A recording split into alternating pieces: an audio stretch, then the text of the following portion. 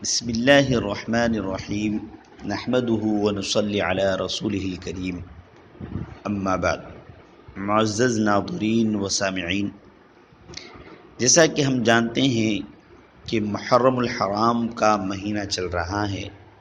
یہ بڑی برکت اور حرمت اور ادب و احترام والا مہینہ ہے۔ عام طور پر لوگ یہ سمجھتے ہیں کہ اس مہینے کی اہمیت اور فضیلت حضرت حسین رضی اللہ عنہ کی وجہ سے ہے، حالانکہ اس مہینے کی حرمت اور فضیلت اس سے کئی زمانہ پہلے سے چلی آ رہی۔ اللہ تعالیٰ نے قرآن کریم کے اندر ارشاد فرمایا ہے، ان عدت الشہور عند اللہ 12 شہرا فی کتاب اللہ یوم خلق السماوات والارض منها 4 حرم، کہ اللہ کے نزدیک مہینوں کی تعداد 12 مہینے ہیں جو اللہ کی کتاب یعنی لوح محفوظ میں اس دن سے نافذ چلی آتی ہے جس دن اللہ تعالیٰ نے آسمانوں اور زمینوں کو پیدا کیا، اور ان 12 مہینوں میں سے 4 مہینے حرمت والے ہیں۔ یہ جو کہا منہا 4 حرم، 4 مہینے حرمت والے، وہ 4 مہینے کون کون سے ہیں؟ ذی قعدہ، ذی الحج، محرم اور رجب، یہ 4 مہینے۔ تو ان کی اہمیت اور فضیلت حضرت حسین رضی اللہ عنہ سے نہیں ہے بلکہ سالوں پہلے سے۔ روایت کے اندر آتا ہے کہ حضرت ابراہیم علیہ السلام کے وقت سے چاند کی جو 4 مہینے یہ حرمت والے سمجھے گئے ہیں، ذی قعدہ، ذی الحج، محرم اور رجب، یہ 4 مہینے۔ تو ان کی اہمیت اور فضیلت، ان کا ادب و احترام والا ہونا، اس کو تو قرآن کریم بھی بیان کرتا ہے۔ تو جو یہ سمجھا جاتا ہے کہ حضرت حسین رضی اللہ عنہ کی وجہ سے ہے، یہ صحیح نہیں۔ دوسری بات کہ اس مہینے کو ماتم والا مہینہ کہتے ہیں اور ماتم کرتے ہیں، سوگ مناتے ہیں حضرت حسین رضی اللہ تعالیٰ کی نام سے۔ یہ صحیح نہیں ہے، اس لیے کہ مرنے والے پر سوگ منانا، ماتم کرنا شریعت نے اس کی اجازت نہیں دی، اور شریعت نے یہ بتایا ہے کہ 3 دن سے زیادہ کسی پر سوگ منانا جائز نہیں۔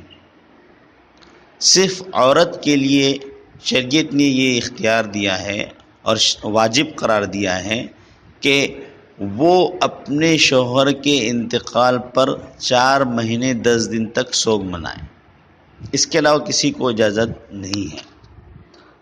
تو کسی کی وفات پر سوگ منانا یہ صحیح نہیں۔ پھر حضرت حسین رضی اللہ عنہ کی وفات اور شہادت پر ہی کیوں سوگ؟ اس مہینے میں تو حضرت عمر رضی اللہ عنہ کی بھی شہادت ہوئی ہے۔ اور پھر ایک بات یہ ہے کہ ہم سوگ اور ماتم کیوں منائیں؟ اگر مرنے کی وجہ سے منائیں تو یہ بھی صحیح نہیں ہے۔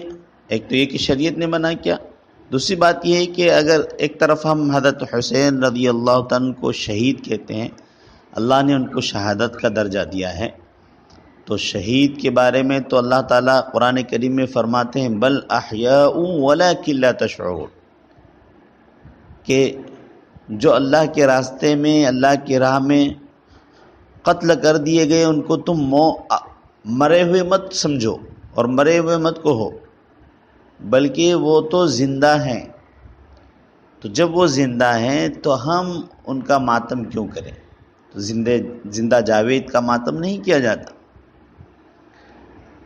ایک بات اور یہ ہے کہ اس مہینے کو لوگ نحوست والا اور بے برکتی والا مہینہ سمجھتے ہیں، یہ بھی صحیح نہیں ہے، اس لیے کہ اگر یہ نحوست والا مہینہ ہوتا تو آپ صلی اللہ علیہ وسلم اس مہینے میں نکاح نہ کرتے۔